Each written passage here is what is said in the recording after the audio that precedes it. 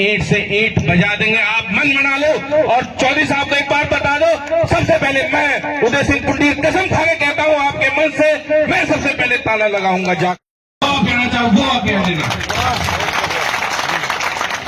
एक हमारे मीडिया के साथी आए थे, जसबीर भाई, हमारे भाई भी हैं, उन्होंने कहा कि ये धरना राजनीतिक हो गया, क्या कहेंगे? नहीं, आप समझे नहीं। हमने वो यहाँ के लोगों के लिए कहा। देखिए, जो कुछ पिछले 15 दिन से यहाँ पर हो रहा है, जो चौधरी साहब और पूरी टीम संघर्ष कर रही है, शौकिया तौर पे तो ये लोग बैठे नहीं यहाँ पर ये लोग बैठे हैं अपने हक, अपने अधिकार के लिए। हमने तो ये बात कही, मैं एसपी साहब को ये कह रहा था, बार बार लाठी डंडे की बात चल रही थी, तो मेरा कहने का आशय ये था कि यहाँ के ठंडे तो लोग हैं, क्योंकि गंगा के किनारे हैं, ठंडी हवा आती है और शांत लोग हैं, गंभीर लोग हैं, प्रशासन भी शांत है। तो हमने कहा अगर हमारे यहाँ होते अब तक तो आर पार होगी होती 15 दिन में। मेरा कहने का आशय ये था।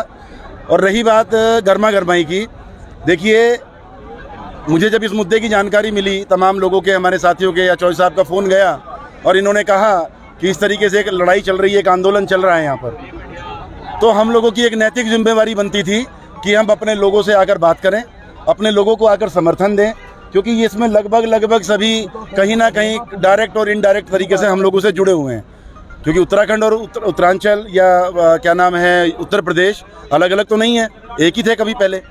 तो हमारा इनको समर्थन इस बात का है कि इनको न्याय मिले। जो 3 लड़कों को हटाया गया है, वो 3 लड़के वहाँ पर रहें, क्योंकि उनकी गलती सिर्फ ये है कि वो अपने संगठन के लिहाज से खड़े होकर अपने लोगों के लिए, अपने श्रमिक भाइयों के लिए लड़ाई लड़ने का काम किया उन्होंने, तो उसमें मैं नहीं समझता उनकी कोई गलती है।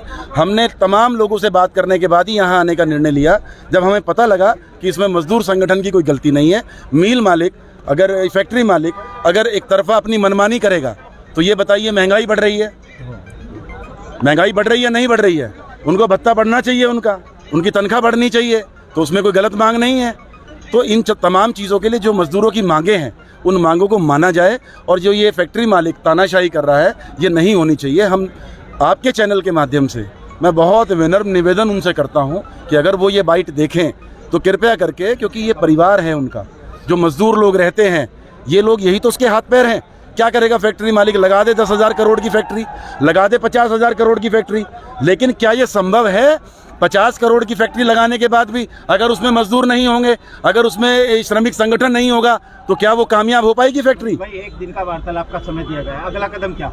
देखिए, चौधरी साहब बात कर सकते हैं, सरकार तो नहीं, मैं अब यहाँ से, मैं यहाँ से जाने के बाद हमारे जो सांसद महोदय हैं, मैं आदरणीय सांसद जी से बात करूंगा, यहाँ के क्षेत्रीय विधायक जी से बात करूंगा, और ज़रूरत पड़ी तो हम माननीय मुख्यमंत्री जी से भी इस मध्य बात करेंगे कि इसका समाधान जल्द निकलना चाहिए, क्योंकि हम लोग, हाँ, टर्मिनेशन पे बात है, तो उसके बिना कॉम्प्रोमाइज़ होगा नहीं।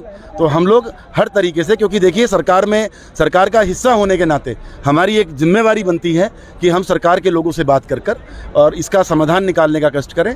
रही बात जो आपने कहा कि अगला कदम क्या होगा, चौधरी साहब यहाँ बैठे हैं, इन्हीं के आग्रह पे हम लोग यहाँ आए हैं, अपने भाइयों के लिए आए हैं। जो भी ये तय करेगा, जो भी ये मंच तय करेगा, जिस भी तरह की लड़ाई लड़ने की, पहली बात तो हमारा प्रयास ये रहेगा कि इसको हम कल तक ख़त्म कर दें। लेकिन अगर किसी कारण से कल को ख़त्म नहीं हो पाता, कोई भी हठधर्मी फैक्ट्री मालिक दिखाता है, तो उसके बाद जो आदेश चौधरी साहब करेंगे, जो आदेश संगठन के लोग करेंगे, जो आदेश हमारे श्रमिक बंधुओं का होगा, हम उस पर आगे चलने का काम करेंगे। और अगर, क्योंकि लाठी डंडे की वैसे नौबत नहीं है, हमें भी पता है, मैंने पुलिस का रवैया भी यहाँ देखा है, ऐसा नहीं है। अगर ये बहुत बड़ी चूक होगी, अगर पुलिस लाठी चलाती है या पुलिस या प्रशासन कोई गलत रवैया, दबाव बनाने का काम करेगा, तो आज जो ये भीड़ 5,000 की, 7,000 की, 10,000 की है, तो हो सकता है कल को ये लाखों की हो जाए और लोग सड़कों पर आए। तो मैं नहीं समझता कि प्रशासन ऐसी बेवकूफ़ी करेगा, ऐसी गलती करेगा। देखिए, एक चीज आप समझिए, लोकतंत्र है, और लोकतंत्र, लोकशाही में जनता जनार्दन है, जनता फैसला करती है। लेकिन हमने स्पष्ट ये बात कही कि शासन प्रशासन के लोग लोगों को, खास तौर से वर्कर्स को, उग्र होने का मौका ना दें।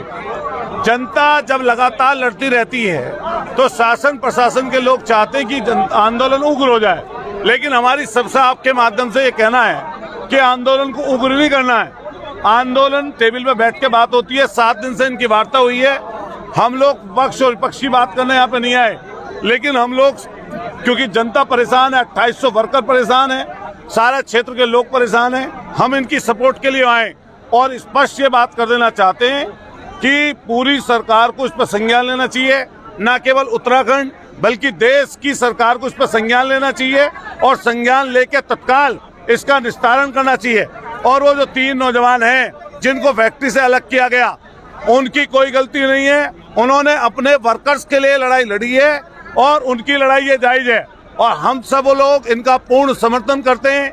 पूर्व के श्रम मंत्री भी यहाँ पे आए, सरकार से जुड़े हुए लोग भी यहाँ पर आए, क्षेत्र के प्रधान, पूर्व प्रधान, जिला पंचायत सदस्य और प्रत्येक वर्ग के लोग, 36 बिरादरियों के लोग इनके साथ खड़े हुए हैं।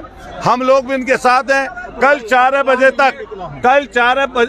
तक अगर इन्होंने अपना फैसला नहीं सुनाया तो अपने पशु लेकर और घर परिवार के लोगों को लेकर ट्रैक्टर ट्रॉलियां लेकर फैक्ट्री के सामने शांतिपूर्वक तरीके से फैक्ट्री के सामने धरना दिया जाएगा, ये इनका कहना है। आर पार की लड़ाई का निर्णय जो करेंगे ये समिति के लोग करेंगे, हम इनकी सपोर्ट करेंगे।